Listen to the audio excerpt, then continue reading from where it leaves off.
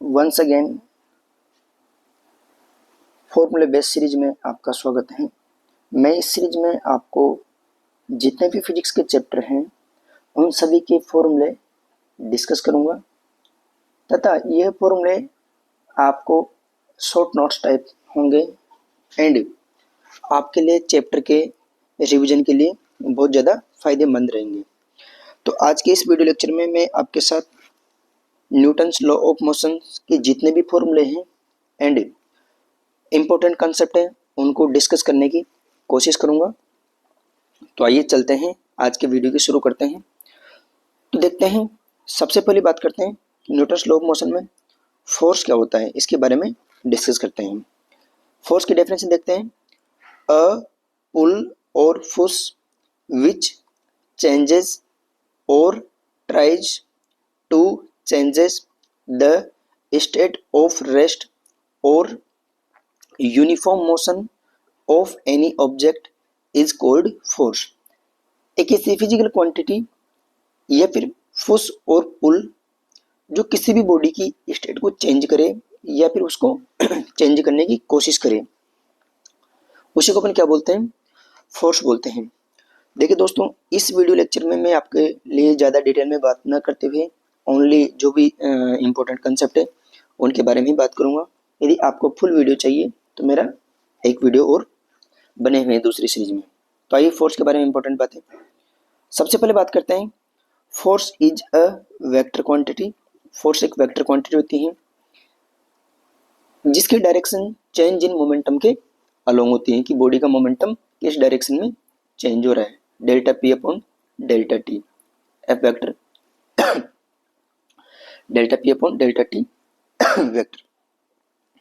अब बात करते हैं फोर्स की यूनिट क्या क्या है, इसके बारे में डिस्कस कर लेते हैं।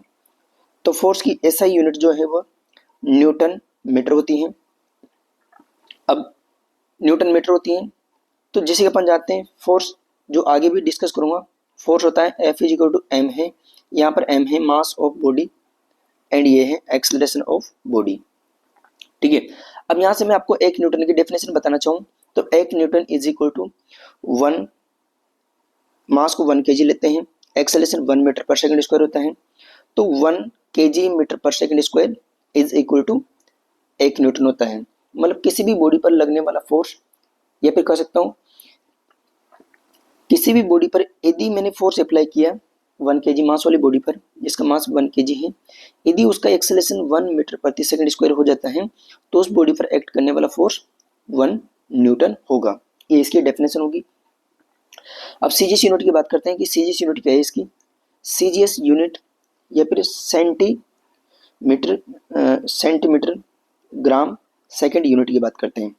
देखिए एक बार, centimetre gram second unit CGS unit force की डाइन होती है, तो वही वाली सारी बात करते हैं। F is equal to M A, 1 dyne की डेफिनेशन क्या होगी, यदि 1 ग्राम मास बॉडी पर फोर्स अप्लाई करने पर उसका acceleration 1 centimetre per second square हो जाता है तो उस पर एक्ट करने वाला फोर्स 1 डाइन के बराबर होता है। तो अब चलते हैं दोस्तों आगे, relation between CGS unit and SI unit. आपने पढ़ा होगा कि 1 न्यूटन कितने डाइन के बराबर होता है, इसी की मैं बात करने वाला हूँ यहाँ पर। तो 1 न्यूटन कितना होता है, 1 kg into 1 metre per second square. 1 kg को सीजीएस में कन्वर्ट करना है तो 1 kg 1000 ग्राम के बराबर होता है। एंड यहाँ पर देखिए 1 मीटर 100 सेंटीमीटर के बराबर होता है। इसको सॉल्यूशन किए तो 10 की power 5 gram centimetre per second square जो जाता है 10 की पावर 5, और gram centimetre per second square यहाँ से अपन ने देखा था ये होता है डाइन के बराबर। तो यहाँ से क्या कर सकते हैं, 1 न्यूटन जो है वो 10 की पावर 5 डाइन के बराबर होता है। इसको आप अच्छी तरह से याद रखिए। एक फोर्स और होता है किलोग्राम फोर्स। जिस फोर्स से अर्थ, ये अर्थ होगी, जिस फोर्स से अर्थ किसी भी ऑब्जेक्ट को अपनी तरफ अट्रैक्ट करती हैं उसी फोर्स को बोलते हैं किलोग्राम। जैसे कि अपन बोलते हैं एमजी, इस एमजी को अपन क्या बोलते हैं, किलोग्राम फोर्स बोलते हैं। तो आइए किलोग्राम फोर्स की डेफिनेशन देखते हैं क्या होती है क्या नहीं होती है। किलोग्राम फोर्स या फिर KGF, the force with which the earth attracts a 1 kg block towards its center is called kgf kilogram force बोलते हैं। तो 1 kgf 1 kilogram force is equal to 1 kg into G metre per second, मतलब m1 kg तो मास हो गया, ए की value जी बोले तो एक्सेलरेशन ड्यू टू ग्रेविटी। तो देखो एक बार एक्सेलरेशन ड्यू टू ग्रेविटी अपन जनरली 9.8 लेके चलते हैं। यदि मुझे 1 ग्राम फोर्स को लिखना है तो 1 gram acceleration due to gravity 900 metre को 100 सेंटीमीटर में चेंज करेंगे तो 980 सेंटीमीटर स्क्वायर आएगा। तो 1 ग्राम फोर्स 980 या फिर 980 डाइन के बराबर होता है। ठीक है, तो आप इसको विशेष तौर पर ध्यान रखिए, रिलेशन भी इंपॉर्टेंट है। अब बात करते हैं क्लासिफिकेशन ऑफ फोर्सेज की, फोर्सेज कितने टाइप से क्लासिफाई किए जाते हैं। क्लासिफिकेशन ऑफ फोर्सेज में सबसे पहले बात करेंगे on the basis of interaction, मतलब दो ऑब्जेक्ट के बीच में इंटरेक्शन के आधार पर फोर्सेस को कितने टाइप से क्लासिफाई किया गया है। मैं डायरेक्ट यहाँ पर पॉइंट टू पॉइंट बात करूंगा, ज़्यादा डिटेल में बात नहीं करेंगे। फर्स्ट बात करते हैं classification of forces on the basis of interaction पर ग्रेविटेशन फोर्स, सेकंड बात करेंगे इलेक्ट्रोमैग्नेटिक फोर्सेस, थर्ड बात करेंगे न्यूक्लियर फोर्सेस, फोर्थ बात करेंगे वीक फोर्सेस। ठीक है, सबसे पहले देखते हैं ग्रेविटेशनल फोर्सेस क्या होते हैं। The forces which exist between two particles due to their masses is called gravitation forces and this is always attractive nature का होता है फोर्स। मैं आपसे सीधी सी बात करना चाहता हूँ कि मान के चलते हैं दो ऑब्जेक्ट हैं, जैसे एक ऑब्जेक्ट जिसका मास m1 है एंड दूसरा ऑब्जेक्ट है जिसका मास है m2। तो इन दोनों r डिस्टेंस पर रखे हुए हैं, तो इन दोनों के मासेस की वजह से जो इनके बीच में लगने वाला फोर्सेस होगा उसी को अपन ग्रेविटेशनल फोर्स बोलते हैं। और इसकी वैल्यू जो होती है F is equal to G m1 m2 divided by R square होती है। इसके बारे में अपन डिटेल में चर्चा करेंगे जब मैं आपको ग्रेविटेशनल चैप्टर पढ़ाऊंगा। ये फोर्स ऑलवेज अट्रैक्टिव नेचर का होता है, जैसा ग्रेविटेशनल फोर्स के बारे में बात कर रहे हैं। तो इंटरेक्शन क्यों, दोनों पार्टिकल के बीच में इंटरेक्शन होगा और एक फोर्स लगा होगा, इसलिए बोलते हैं ग्रेविटेशनल फोर्स इंटरेक्शन फोर्सेस भी होता है। ठीक है, अब बात करते हैं अपन next force electromagnetic forces, forces which exist between two particles due to their charges, दो पार्टिकल के बीच में लगने वाला फोर्सेस ड्यू टू इनके चार्जेज की वजह से उसी को अपने इलेक्ट्रोमैग्नेटिक फोर्सेस कहते हैं। यदि ये चार्ज मूव कर रहा होगा, यदि दोनों रेस्ट पर हैं तो इनके बीच में इलेक्ट्रोस्टैटिक फोर्स लगेगा, यदि मूव कर रहा होगा तो मैग्नेटिक फोर्स लगेंगे। ठीक है, अब बात करते हैं कि कितना फोर्स लगेगा। यदि दोनों रेस्ट पर हैं फिर आर डिस्टेंस पर रखे हुए हैं तो इनके बीच में एफ इलेक्ट्रोस्टैटिक लगने वाला, F is equal to K Q1 Q2 divided by R square. ये फोर्स, दिस फोर्स में भी अट्रैक्टिव और रिपल्सिव नेचर का हो सकता है। कैसे होगा इसके बारे में डिटेल की वीडियो लेक्चर में देखिए। ठीक है, अब बात करते हैं nuclear forces and weak forces. इन दोनों फोर्सेस के बारे में अपन मॉडर्न फिजिक्स में डिस्कस करेंगे कि मॉडर्न फिजिक्स के अंदर दोनों फोर्सेस को कैसे डिफाइन करेंगे। ठीक है, इसको विशेष तौर पर याद रखिए आप। अब बात करते हैं next classification of forces on the basis of contact के आधार पर फोर्सेस को कैसे क्लासिफाई किया गया है। कॉन्टैक्ट के आधार पर सबसे पहले फील्ड फोर्सेस, जो दो टाइप के होते हैं फील्ड फोर्सेस। फर्स्ट होता है ग्रेविटेशनल फोर्स, सेकंड होता है इलेक्ट्रोमैग्नेटिक फोर्स। सेकंड की बात करता हूँ कॉन्टैक्ट के बेसिस पे, कॉन्टैक्ट फोर्सेस जिनको जो तीन टाइप के होते हैं। फर्स्ट होता है नॉर्मल रिएक्शन, सेकंड होता है टेंशन फोर्स और थर्ड होता है स्प्रिंग फोर्स। देखो कॉन्टैक्ट के आधार पर मैं बात करना चाहूँ फील्ड फोर्सेस कैसे। देखो ये जो ग्रेविटेशनल फोर्स और इलेक्ट्रोस्टैटिक्स जो फोर्स लगते हैं दो चार्जेस के बीच में, ये ऐसे नहीं लगते हैं। सपोज करो मैंने कोई चार्ज रखा है यहाँ पर, ठीक है, चार्ज रख दिया, ये क्या करेगा अपने चारों तरफ सबसे पहले तो फील्ड क्रिएट करेगा, एक इमेजिनरी फील्ड बनाएगा जिसे बोलते हैं इलेक्ट्रोस्टैटिक फील्ड। इसके अंदर मान के चलते हैं इलेक्ट्रोस्टैटिक फील्ड इसका ई है, इसके अंदर मुझे चार्ज रखने पर, मान चलो यहाँ पर कोई भी चार्ज रख दिया मैंने Q0 रख दिया, तो इस पर एक फोर्स लगेगा F is equal to QE। तो इसी को बोलते हैं फील्ड फोर्सेस, जैसा कि इलेक्ट्रोस्टैटिक फोर्स हो गया। सिमिलरली कोई मास को रखने पर ये अपने चारों तरफ एक इमेजिनरी फील्ड क्रिएट करता है जिसे ग्रेविटेशनल फील्ड बोलते हैं। इस ग्रेविटेशनल फील्ड में यदि कोई मास रखता हूँ मैं अनदर मास, तो उस पर एक ग्रेविटेशनल फोर्स लगेगा एफ जी, जो कितना होगा एम नॉट इंटू जी के बराबर होगा और अट्रैक्टिव नेचर का होगा, जैसा कि मैं आपको बताया। तो फील्ड फोर्सेस दो टाइप के हो गए, इलेक्ट्रोमैग्नेटिक और इलेक्ट्रोस्टैटिक्स। ठीक है, अब बात करते हैं अपन कॉन्टैक्ट फोर्सेस। कॉन्टैक्ट फोर्सेस को अपन 3 टाइप से क्लासिफाई किया, normal, tension and spring forces. सबसे पहले मैं बात करूंगा आपसे नॉर्मल। नॉर्मल रिएक्शन क्या होता है क्या नहीं होता है, इसके बारे में देख लेते हैं। देखो एक बार, कोई भी बॉडी को किसी भी सरफेस पर रखते हैं तो कॉन्टैक्ट सरफेस के परपेंडिकुलर डायरेक्शन में एक फोर्स लगता है, उसे अपन क्या बोलते हैं, नॉर्मल रिएक्शन बोलते हैं। सबसे इंपॉर्टेंट बात क्या है इसके अंदर, whenever there is a touching between body, दो बॉडी के बीच में यदि कॉन्टैक्ट है, आपस में टच कर रही हैं, तो उनके बीच में normal will be act, normal force क्या करेगा, उन दोनों के बीच में एक्ट करेगा। ठीक है, नेक्स्ट बात करते हैं, normal acts towards the body. मतलब नॉर्मल रिएक्शन हमेशा बॉडी, जिस बॉडी पर मुझे नॉर्मल निकालना है, मान के चलते हैं कि एक ये कोई स्फीयर है, एक दूसरा स्फीयर ये है, दोनों आपस में कांटेक्ट है, तो इनके बीच में नॉर्मल रिएक्शन लगेगा। स्फीयर 1 मान लेते हैं, इसको स्फीयर 2 मान लेते हैं। अब मुझे स्फीयर 1 पर नॉर्मल रिएक्शन निकालना है, तो स्फीयर 1 पर लगने वाला नॉर्मल रिएक्शन ऑलवेज इसकी तरफ ही लगेगा, इसे बोलते हैं N1, मतलब इसकी तरफ ही लगेगा। एंड स्फीयर 2 पर जो नॉर्मल रिएक्शन लगेगा वो इसके बॉडी की टुवर्ड्स लगेगा, जैसे कि यहाँ पे बताया गया है। And normal reaction always body के सेंटर की तरफ भी लगेगा, towards the centre of body, मतलब जो इसका सेंटर होगा जिस भी बॉडी का, जैसे कि स्फीयर का सेंटर स्फीयर का सेंटर की तरफ लगेगा। या फिर जैसे कि यहाँ पर दो कॉन्टेक्ट सरफेस हैं, एक कोई सरफेस रखी हुई है, इस पर मैंने कोई ब्लॉक रख दिया, तो इनके बीच में नॉर्मल रिएक्शन लगेगा।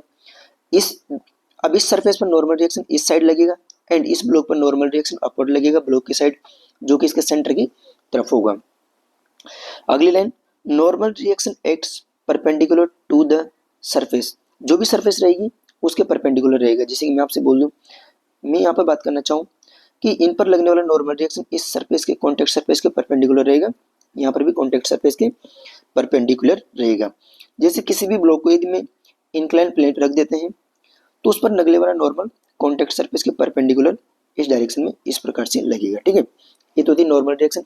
आगे नॉर्मल रिएक्शन के बारे में डिटेल में बात करेंगे जब मैं क्वेश्चंस वगैरह दूसरे वीडियो लेक्चर सीरीज में करवाए हैं, वहाँ पर अच्छी तरह से इसके बारे में बात की हुई है। ये वीडियो लेक्चर सिर्फ और सिर्फ रिविजन के आधार पर और फॉर्मूले और इम्पोर्टेंट कंसेप्ट को डिस्कस करने के पॉइंट ऑफ व्यू से बनाए गए हैं। ठीक है, अब नेक्स्ट बात करते हैं अपन दूसरा फोर्स, टेंशन फोर्स की बात करते हैं। जैसे कि मैं आपसे कहना चाह रहा हूँ, ये कोई रिजिड सपोर्ट है, इससे मैंने कोई भी एम मास की बॉडी इसको हिंज करके और स्ट्रिंग से मैंने क्या कर दिया, इसको सस्पेंड कर दिया। ठीक है, तो क्या होगा, इस पर इस स्ट्रिंग के अंदर टेंशन आएगी। अब उस टेंशन की क्या क्या प्रॉपर्टी है, क्या क्या प्रॉपर्टी नहीं है, उसके बारे में स्टडी कर लेते हैं। तो string is considered massless and inextensible. जो यहाँ पर यूज करेंगे, स्प्रिंग मासलेस एंड इनएक्सटेंसिबल, बोले तो स्प्रिंग पर टेंशन फोर्स लगने पर इसकी लेंथ के अंदर कुछ भी चेंज नहीं होगा, ये यहाँ पर कंसिडर करके चलेंगे अपन। ठीक है, अब बात करते हैं क्या क्या प्रॉपर्टी है, क्या क्या प्रॉपर्टी नहीं है टेंशन फोर्स की। देखो, force through the string is same, अर्थात कोल्ड टेंशन फोर्स। मासलेस और इनएक्सटेंसिबल स्ट्रिंग में जो इस स्ट्रिंग की लेंथ के अलोंग जो फोर्स लगेगा उसी को टेंशन फोर्स बोलते हैं।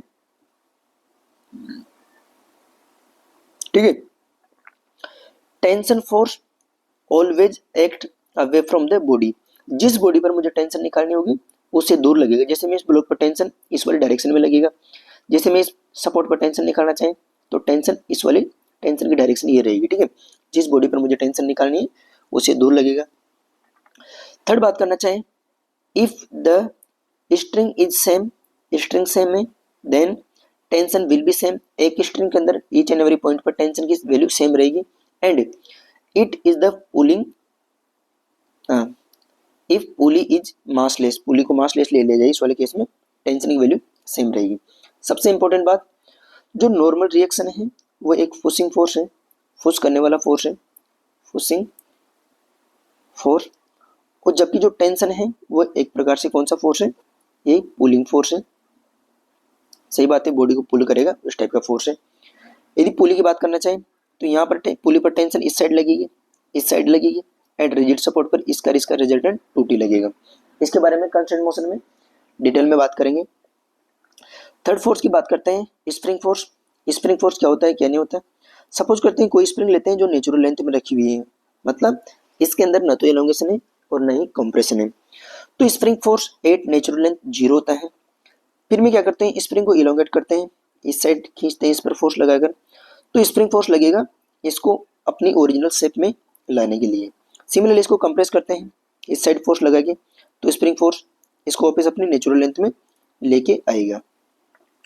तो स्प्रिंग फोर्स के बारे में बात करते हैं। Spring force proportional S x, जहां पर एक्स होता है इलोंगेशन या फिर कंप्रेशन हो सकता है, प्रोपोर्शनलिटी साइन को उठाएंगे तो F spring is equal to minus K X. Minus इस बात को शो कर रहा है कि स्प्रिंग फोर्स ऑलवेज डिस्प्लेसमेंट या फिर एक्स के अपोजिट डायरेक्शन में लगेगा। जैसा कि यहाँ पर देख सकते हो, ये कोई ब्लॉक है जिस पर नेचुरल लेंथ में रखा हुआ है, जैसे ही मैंने इसको एक्स आगे की तरफ किसका है ब्लॉक को, तो इस ब्लॉक पर स्प्रिंग फोर्स लगेगा इस वाले डायरेक्शन में, जो होगा कितना, F is equal to minus K X. Minus इस बात को शो कर रहा है कि spring force and displacement opposite direction में लग रहे हैं। ठीक है, अब अगली बात करते हैं कि न्यूटन के 3 नियम थे। फर्स्ट लॉ, न्यूटन ने अपनी मोशन के लिए 3 नियम दिए, फर्स्ट नियम, सेकंड नियम एंड थर्ड नियम। First law, second law, third law. अब बात करते हैं फर्स्ट लॉ के बारे में बात करते हैं। फर्स्ट लॉ होता क्या है, ठीक है, देखो एक बार, Newton's first law of motion, इसका स्टेटमेंट क्या है इसके बारे में देखते हैं एक बार। Every body continue to maintain its state of rest और motion until and unless any external forces is applied. This property is called inertia. मैं आपसे क्या कहना चाह रहा हूँ इस नियम के माध्यम से, कोई भी बॉडी अपनी स्टेट को कंटिन्यू मेंटेन करने की कोशिश करती है। जैसे कि यदि कोई बॉडी रेस्ट पर है तो वो रेस्ट पर ही रहना चाहिए, यदि कोई बॉडी रेस्ट पर है तो रेस्ट पर ही रहना चाहिए, और कोई बॉडी यदि मोशन में है तो वह कांस्टेंट वेलोसिटी से मूव कर रही है, तो वह कांस्टेंट मूव कर रही है, तो कांस्टेंट वेलोसिटी से मूव करना ही चाहिए, जब तक कि उस पर मैं कोई भी एक्सटर्नल फोर्स अप्लाई नहीं कर देता हूँ, तब तक वो अपनी स्टेट जो है ना उसको मेंटेन करने की कोशिश करती है। अपनी स्टेट को मेंटेन करने को ही अपन क्या बोलते हैं, इनर्शिया बोलते हैं, मतलब उसका अपोजिशन करती है मेंटेन। तो इनर्शिया 3 टाइप के होते हैं। First inertia of rest, second inertia of motion और inertia of direction. Inertia of rest का मतलब कोई बॉडी रेस्ट पर है तो वो रेस्ट पर ही रहना पसंद करेगी जब तक मैं उस पर कोई एक्सटर्नल फोर्स अप्लाई नहीं कर देता हूँ। एग्जाम्पल की बात करने चाहें, removal of dust particle from bedsheet, जो अपनी बेडशीट होती हैं उससे यदि मुझे डस्ट पार्टिकल को रिमूव करना हो, रिमूव करते हैं तो वह किस पर, इनर्शिया ऑफ रेस्ट पर रहते हैं। क्यों, क्योंकि जैसे ही अपन बेडशीट को झटका लगाते हैं तो डस्ट पार्टिकल तो अपने रेस्ट पर रहते हैं और बेडशीट वहाँ से आगे मूव कर जाती हैं और डस्ट पार्टिकल वहाँ से गिर जाते हैं। सिमिलरली कोई बस यदि रेस्ट पर है, ये कोई बस है, इसके अंदर पैसेंजर बैठा हुआ है, बस अचानक स्टार्ट होती है फिर अचानक एक्सेलरेट होती है, तो पैसेंजर का जो ऊपर वाला हिस्सा है वो पीछे की तरफ चला जाता है। इसका मतलब क्या हुआ, जो पैसेंजर सीट के साथ टच है वो तो बस के साथ आगे चला जाता है, लेकिन जो ऊपरी पार्ट है पैसेंजर का वो रेस्ट पर ही रहना चाहिएगा, तो क्या करता है वो वहाँ पर वहाँ के वहीं रेस्ट पर रह जाता है। ठीक है, अब बात करते हैं इसी बोलते हैं inertia of rest. Inertia of motion की बात करना चाहूँ आपसे, इसका एग्जाम्पल है वही, यदि अचानक चलती हुई बस को अपन, ये बस चल रही है, मूव कर रही है, फिर कोई गाड़ी मूव कर रही है, यदि इसको अपन रोक देंगे तो पैसेंजर आगे की तरफ चला जाता है। इसका कारण क्या है कि जो पैसेंजर का निचले वाला हिस्सा है जो बस के सीट के टच में है वो तो बस के साथ रुक गया, लेकिन ऊपर वाला जो हिस्सा है वो बस के साथ पहले मोमेंटम में था, वह रुकेगा नहीं, तभी अपने को आगे की तरफ झटका लगता है। इनर्शिया ऑफ डायरेक्शन की बात करना चाहें, देख सकते हैं किसी भी स्टोन को स्ट्रिंग से बांधकर यदि एक सर्कुलर पाथ में मूव कराते हैं और स्ट्रिंग को अचानक तोड़ते हैं तो ये इधर नहीं जाता है, ये टेंजेंशियली मूव करता है। क्यों? क्योंकि पहले से ही इस पर एक टेंजेंशियल डायरेक्शन में फोर्स लग रहा होता है और ये टेंजेंशियल डायरेक्शन मूव करता हुआ फिर इधर की तरफ चला जाता है। इसी को इनर्शिया ऑफ डायरेक्शन बोलते हैं। तो सीधी सी बात ऐसा कहना चाहूँ, न्यूटन्स का फर्स्ट लॉ किसको डिफाइन करता है? ये डिफाइन करता है इनर्शिया को। ठीक है, ये न्यूटन्स फर्स्ट लॉ है। अब बात करते हैं Newton's third law, sorry Newton's second law. Newton second law का स्टेटमेंट क्या है इसके बारे में देख लेते हैं। Rate of change of momentum is directly proportional to the applied force and it takes place in the direction of force। सीधी सी बात कहना चाहता हूँ कि न्यूटन का सेकंड नियम फोर्स को डिफाइन करता है। किसी भी बॉडी का मोमेंटम क्या होता है? मोमेंटम होता है p, जिसको मास इनटू वेलोसिटी से रिप्रेजेंट करते हैं। इसकी चेंज की जो रेट होगी वो इस पर अप्लाइड करने वाले फोर्स की प्रोपोर्शनल होगी, जैसा कि यहाँ पे बताया है। मोमेंटम की डायरेक्शन किस डायरेक्शन में होगी? जिस डायरेक्शन में मैं इसको इस पर फोर्स अप्लाई कर रहा हूँ। ठीक है, देखो यहाँ पर इस प्रोपोर्शनलिटी साइन को रिमूव करते हैं तो F is equal to K D P upon D T. F is equal to K, momentum कितना होता है? P इज इक्वल होता है एम वी, तो P की जगह मैंने क्या किया? एम वी पुट किया। मास ऑफ बॉडी कांस्टेंट रहेगा, के भी कांस्टेंट है, बाहर आ गया। D V upon D T, rate of change of velocity is called acceleration. तो यहाँ से इसके एक्सेलरेशन की बारे में बात करते हैं। इफ के इज इक्वल टू 1 लेता हूँ तो के एम ए, यहाँ से के इज इक्वल टू 1 तो F is equal to M A ये आ गया। बच्चों के दिमाग में generally F is equal to M A Newton का सेकंड नियम है, जबकि न्यूटन का सेकंड नियम क्या है कि rate of change of momentum is directly proportional to the applied force and it take place in the direction of force. मतलब मोमेंटम का चेंज उसी डायरेक्शन में होगा। ये तो फोर्स एक वेक्टर क्वांटिटी है। यदि मैं इसको 3D में लिखना चाहूँ तो F of X plus F of Y plus F of Z. F of X के समेसन सभी एक्स डायरेक्शन में लगने वाले सभी फोर्सेस का वेक्टर सम, जो कितना होगा?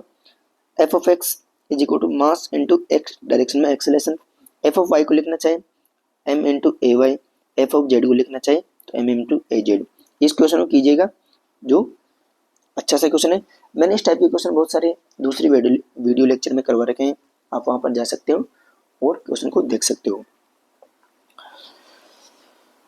बात करते हैं न्यूटन के थर्ड नियम की, न्यूटन थर्ड लॉ, जो कि अच्छी तरह जानते हैं आप, जनरल लाइफ में भी देखते हैं। एवरी एक्शन का रिएक्शन होता है। जैसे कि किसी को थप्पड़ मारते हैं तो वो थप्पड़ अपने हाथ में भी लगती है, या फिर अपन किसी लड़की की तरफ देखते हैं तो वो भी अपनी तरफ देखती है, जो कि न्यूटन के थर्ड नियम पर बेस्ड होता है। ठीक है,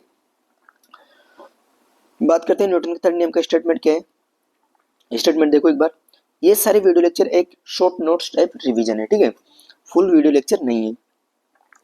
यदि मैं बात करना चाहूँ, every action has its equal and opposite reaction. Suppose करता हूँ ये कोई ऑब्जेक्ट है जिसके ऊपर मैंने एक्शन लगाया, तो ये एक्शन किया मैंने, इसका क्या होगा? अपोजिट डायरेक्शन में रिएक्शन होगा, इस वाले डायरेक्शन में रिएक्शन होगा।